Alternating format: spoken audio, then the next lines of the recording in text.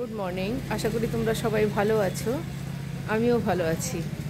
আজ চান্দ্রা যাব, তো সেজন্য সকাল সকাল রেডি হয়ে গেছি।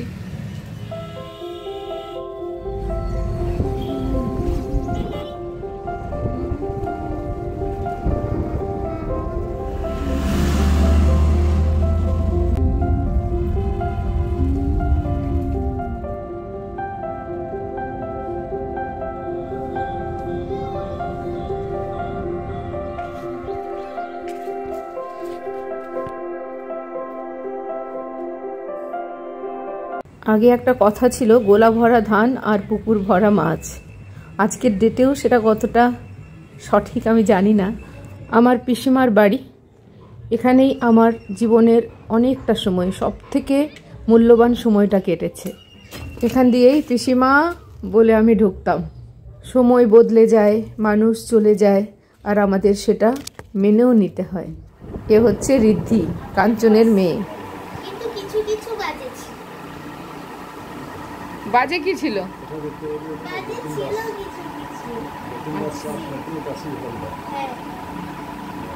কোথায় দেখলি সিনেমা? শান্তিনিকেতনে পড়ে। ওর মাও শান্তিনিকেতন থেকে পড়াশোনা করেছে। খুব ভালো নাচ করে, গান করে, পড়াশোনাতেও খুব ভালো। সব থেকে বড় কথা, কোনো ফোনের নেশা নেই। আশীর্বাদ করো যেন ভালো থাকে, অনেক বড় হয়। এটা পুনুদি মেজদি ফেয়ারওয়েলের ফটো। এই এত পান গাছ হয়েছে এখানে। এটা কুমড়ো গাছ। আগের বছর এত কুমড়ো হয়েছিল। এটা হচ্ছে চৌঠি আর এটা হচ্ছে পাই। 250 আর 500 যতদূর মনে হয়।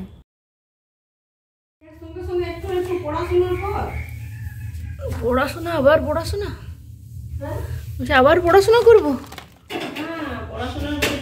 ও পড়াশোনার কিছু ব্লগিং দেখছি। কাজু বাদামটা খাওয়া হয়ে গেছে। এটার ভিতরে কাজু বাদাম নেই।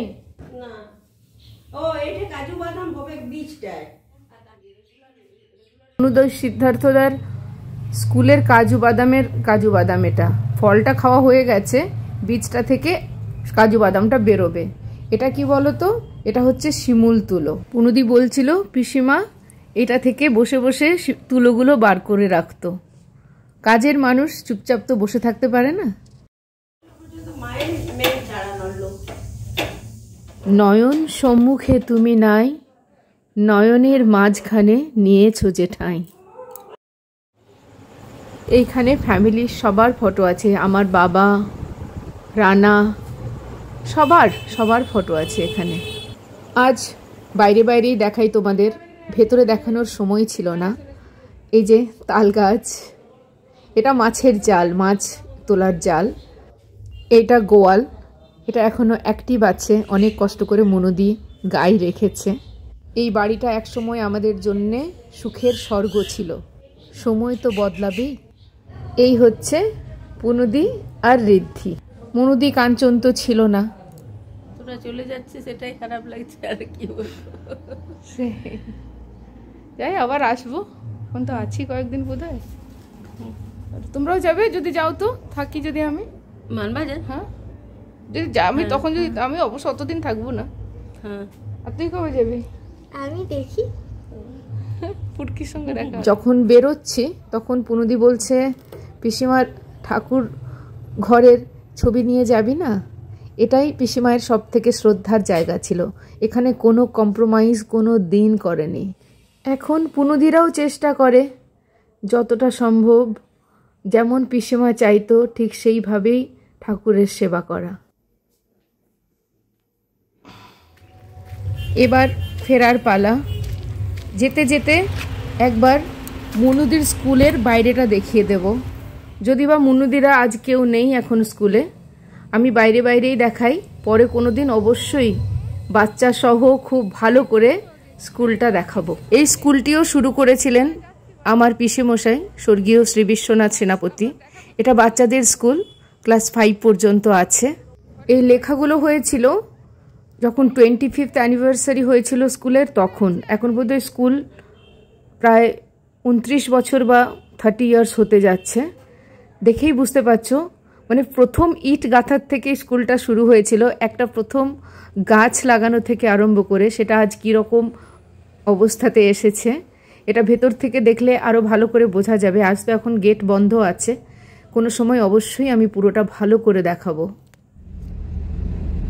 চলো আবার ফিরে যাই। Good evening. এখন একটু যেতে হবে মার্কেটে। আমার জুতোর অবস্থা খুব খারাপ। একটা জুতো তো সেদিন ছিঁড়ে গেছিলো, সেটা যদি বা ঠিক হয়ে গেছে, কিন্তু ওটা খুব হিল, ওটা পরা যায় না সব সময়।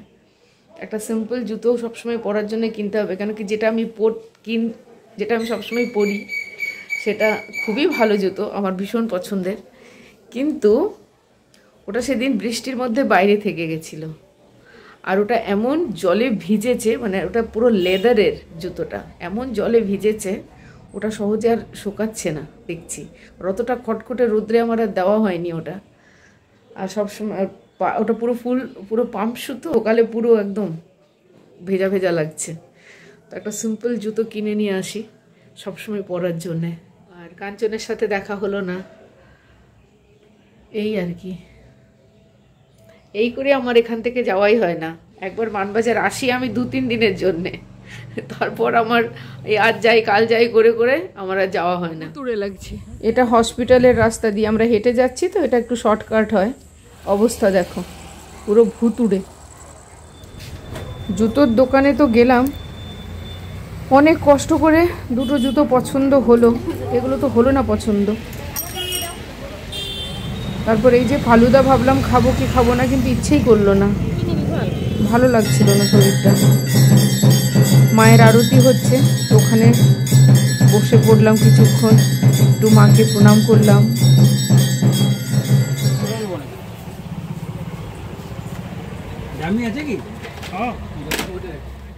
এই ফুলগুলো কেমন লাগছে, কিনলাম এগুলো।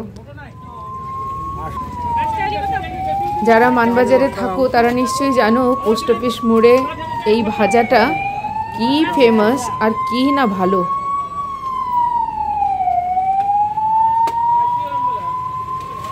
এটা যদি বোঝা যাচ্ছে, এটা মশারির ভেতরে আমি আম সত্য শুকোতে দিয়েছি।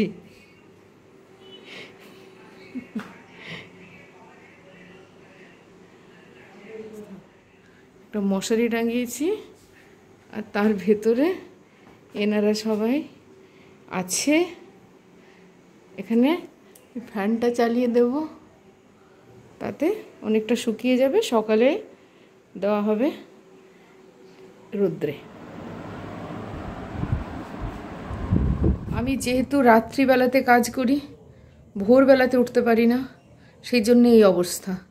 এটা সকালে করলে কি হতো না, সকালে এটা বানিয়ে নিয়ে সোজা রোদ্রে দেওয়া যেতে পারতো, কিন্তু আমি এটা শেষ করতে করতে আমার রাত হয়ে গেল। তাহলে এখন এই মশারির ভেতরে ছাড়া উপায় নেই, এরকম খালি তো ছেড়ে দেওয়া যাবে না। তো ব্যাস এটাই হলো আমার ব্লগিং। যদি তোমাদের ভালো লাগছে তাহলে প্লিজ আমার চ্যানেলটা সাবস্ক্রাইব করে আমার পাশে থেকো, লাইক করো, কমেন্ট করো, শেয়ার করো। কমেন্ট করে বলো যেটা ভালো লাগছে, যেটা ভালো লাগছে না সেটাও জানিও। ভালো থেকো সবাই, আবার দেখা হবে।